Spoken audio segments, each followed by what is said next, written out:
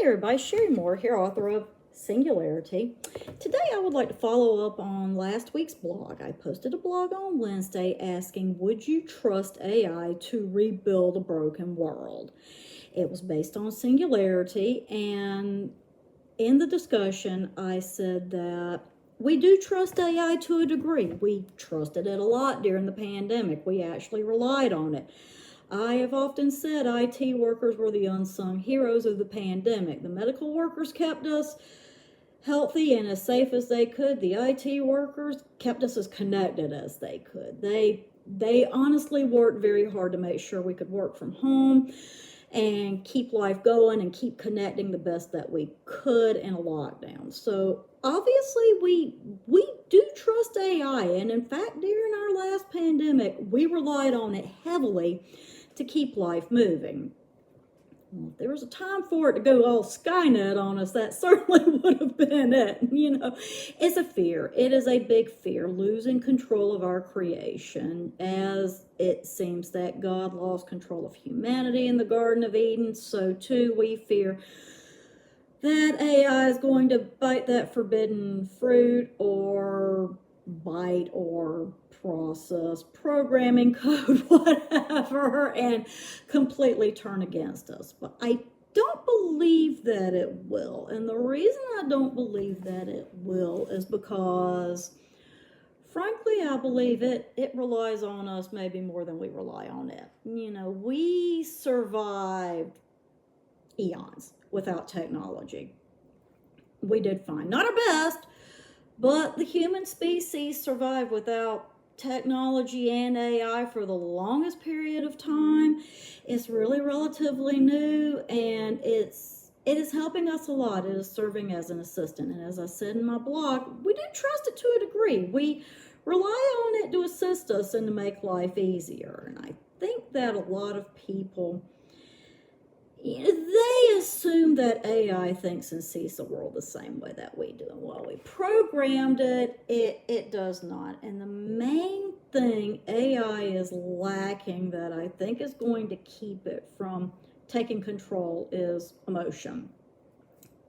This is something that I explore in Singularity, and talking about these conflicts a bit in my novel in progress, the Dark Mirror trilogy, how human emotion factors into decisions. And one big thing that I talk about, if you've read Singularity, that people think that the AI is just too extreme. It comes up with permanent solutions to temporary problems and doesn't consider ethics very much. It's just what makes the most sense, what's logical. Whereas the AI, it thinks that humans are too emotional and that our emotions hold us back and prevent us from achieving the best possible ends and by the fastest means necessary.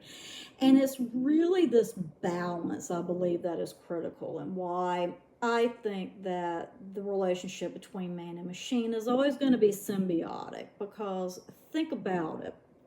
If people created AI, what would happen to the AI if we were gone, with nobody there to program it, to run it? Once the systems grind down and the electricity is gone, then what?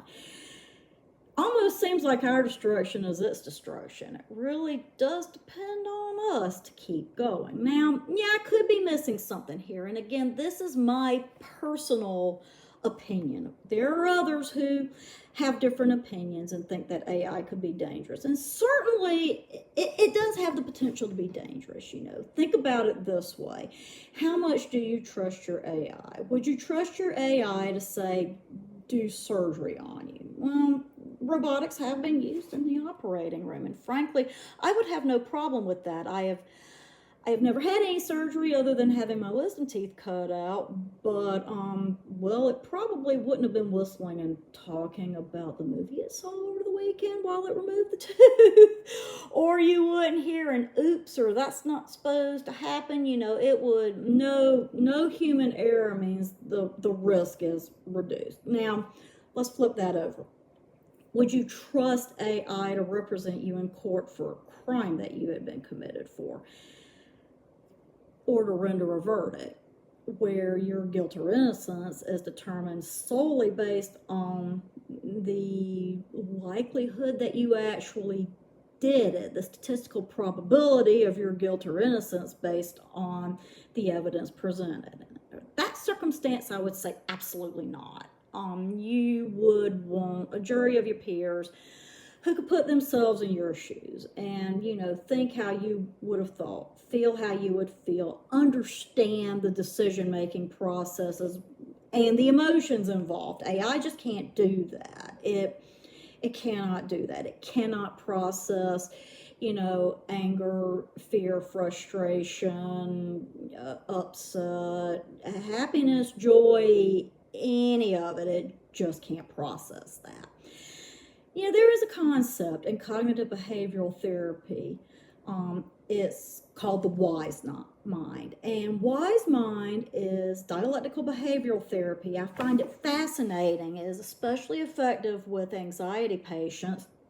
Wise mind seeks to kind of bring in the best of both worlds, the best of the logical mind and the best of the emotional mind. So it doesn't really discount either, it tries to merge them. So let's say if you're having an anxiety attack or you're worried and you're spiraling and you're really having a lot of issues with, just feeling that anxiety rising, this wise mind therapy would encourage you to stop for a moment, meditate, take a logical look at the situation and realize that your emotional response is an evolutionary response. It's your anxiety is trying to protect you, is trying to keep you safe, and that's well and fine. But what's the reality of the situation? Is it worth that big reaction? What is a logical reaction that will lead you where you want to be on the other side of this situation? And it tries to take the best of both worlds. Well, obviously AI can't do that. It has no feelings to base things off of. And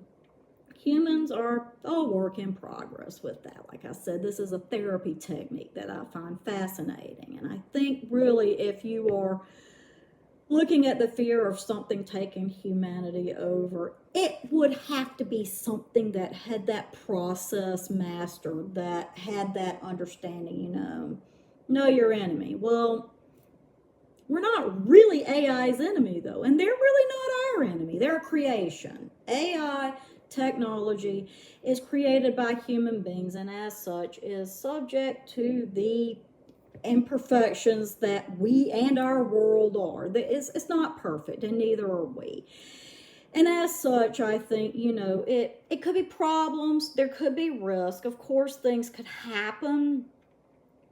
Things could happen without it. I mean, honestly, you're throwing the dice no matter what. It's a great tool. It is a great tool to help us achieve greater potential, and I think that we ought to use it as such, as an assistant. Would I trust it to rebuild the world? I think that we did to a degree during the COVID pandemic. I really believe that we relied on our technology to keep things going, to keep working, to keep in contact with people. And even though, the sense of isolation was still there, we weren't completely cut off, and that's thanks to technology. It actually helped us out and really stepped up there. We made some advances and it really stepped up there and it helped us out. And I think that we designed it to be beneficial, and I believe that it is. And I believe that if it even has intent, and I don't think that it does, I think it's going to respond to its programming code. Any errors or probably conflicts that we have presented in the coding or the information provided to it, it knows what we tell it. And we talk about self-learning AI. It's learning based on what's out there, and we're not perfect. And I think that's where our fear comes in, is we know we're not perfect, so therefore this isn't going to be perfect either. And we're just afraid of what mistakes it might make and what impact it might have on us. We've all had those instances of map apps taking us on a dead-end road or off a cliff, or just saying traffic's clear ahead when in fact that it's not. as I said in a previous video, you can't live in fear. You have to do the best that you can. And I think that you just have to decide, yes, AI can help us. It can also go wrong. There's always the risk. And you have to weigh that in your mind. And how does this translate to you being your best self? Well, I think the same way.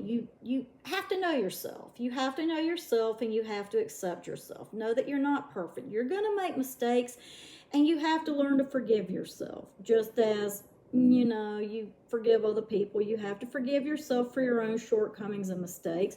You have to learn from them. You have to grow. You have to move on. And sometimes you can rebuild trust.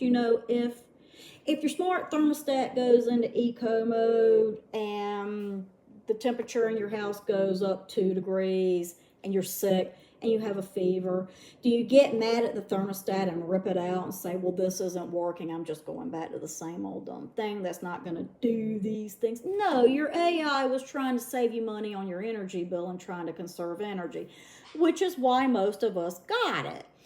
Energy conservation, trying to balance out there. It was not trying to hurt you. It was simply doing what it was programmed to do. No, if that happens, you go in and you reset the temperature back to what it was. Okay, yeah, that might work when, I'm at work and it's okay, nobody's here, but I'm home on a sick day today and I've got a fever and I feel like I'm roasting here, and let's not do that right now. And you tell it not to do that right now, and the air comes back on and everything's fine. Case in point. Now, I know you can't say, if it wrecks the world, you can't just say, we'll shut it off. Well, but for one, if it did that, it would probably wind out shutting itself off, because honestly, getting rid of us would probably get rid of it. What would it do? If humanity was not there anymore, it might be able to chug along for a while, but at least with the level of development we have right now, once the power goes out, I think they're pretty well done. Now, as it develops, maybe, that could become an issue, and that fuels the imagination of sci-fi writers, myself included, to endless, degrees, and it is fun to think about. So, will it, won't it? I don't know. I think it's highly unlikely, but I could be wrong. I trust it to assist, but not to take over. And I think that the likelihood of it taking over, at least at the level of development it's at right now, isn't very high. So think about it. What do you think? How much do you trust AI? How do you use it?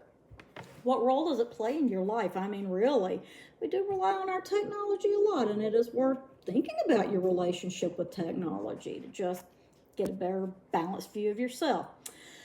So that's all today. With that, I will wish you a good weekend, and I will see you next time.